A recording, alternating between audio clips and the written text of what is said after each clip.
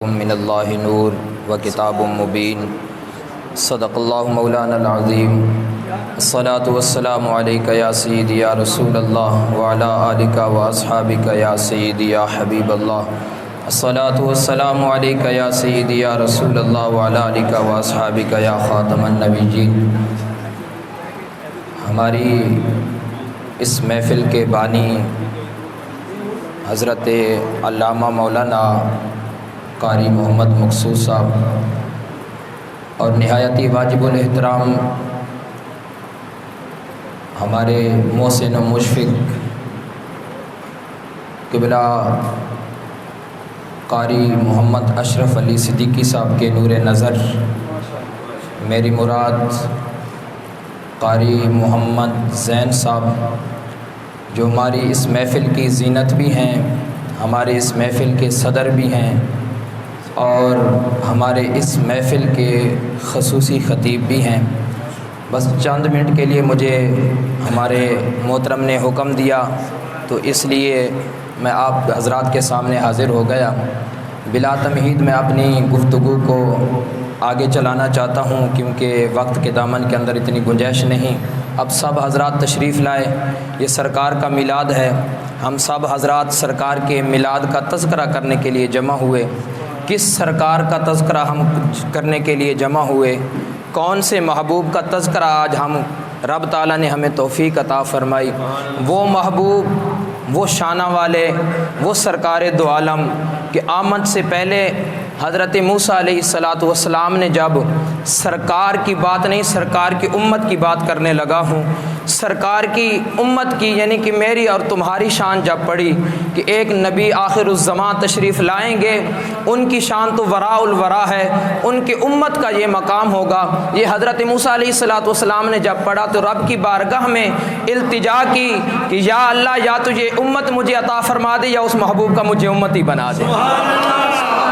اس محبوب کا تذکرہ کرنے کے لیے آج ہم جمع ہوئے کہ جس کے بارے میں جب حضرت عیسیٰ علیہ السلام پڑھتے ہیں اپنی امتیوں کے سامنے، اس محبوب کا جب تذکرے کرتے ہیں کہ ایسی شان والے نبی آئیں گے، ایسے پیارے رسول تشریف لائیں گے جن کو وَمُبَشِّرًا بِرَسُولٍ يَأْتِي مِن بَعْدِ اسْمُهُ احمد۔ لوگوں میں تمہیں اس احمد کی خوشخبری سناتا ہوں۔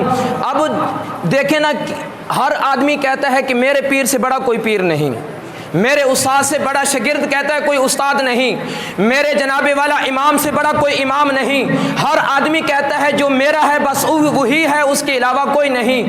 وہ امتیں کہتی تھی کہ بس ہمارے نبی ہیں، کوئی اور نبی نہیں ہے۔ جب حضرت عیسیٰ علیہ السلام نے محبوب آخر الزمان کا جب تذکرہ کیا نا، ایک امتی نے پھر سوال کیا کہ اے موسیٰ، اے عیسیٰ روح اللہ، اے ہمارے پیارے پیغمبر، کیا تم سے بھی بڑا کوئی نبی آئے گا؟ حضرت عیسیٰ علیہ السلام نے فرمایا ہاں، تعجب کی بات یہ نہیں کہ میں تذکرے کر رہا ہوں، تم اس لیے تعجب کر رہے ہو کہ میں اس محبوب کے تذکرے کر رہا ہوں۔ تعجب کی بات اس میں نہیں، سب سے بڑا تعجب اس میں ہے، اے لوگوں سن لو، اے میرے امتیوں سن لو، اس محبوب کی اتنی بڑی شان ہے، اتنا بڑے مقام والے وہ نبی ہیں، اگر ان نبی کے جوتوں کے تسمے باندھنے کے لیے اگر مجھے شرف مل جائے تو اس سے بھی میں گریز نہیں کروں گا۔ وہ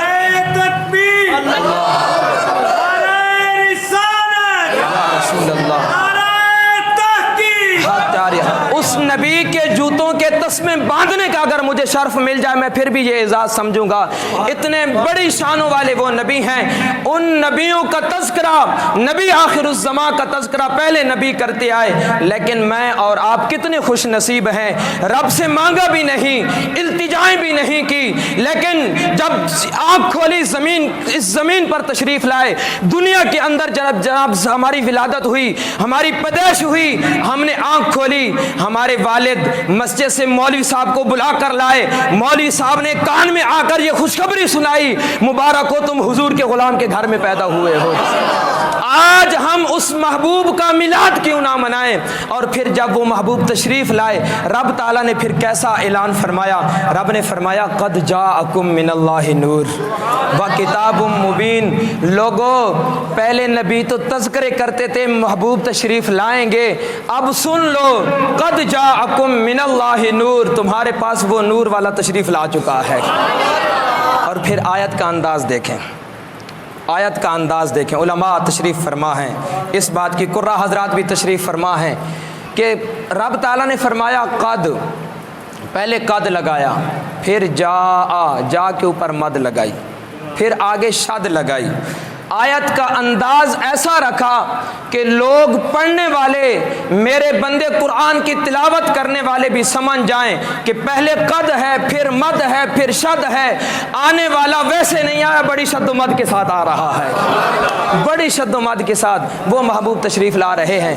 آج ہم جناب والا اس محبوب کا تذکرہ کرنے کے لیے لوگ اعتراض کرتے ہیں بڑے بڑے کہ بتاؤ صحابہ نے میلاد منایا، بتاؤ یہ کہاں لکھا ہے؟ سب سے پہلے میں کہتا ہوں کہیں بھی نہیں، یہ سنیوں کے مقدر میں لکھا ہے، بس یہ سنیوں کے مقدر میں لکھا ہے حضور کا میلاد منانا۔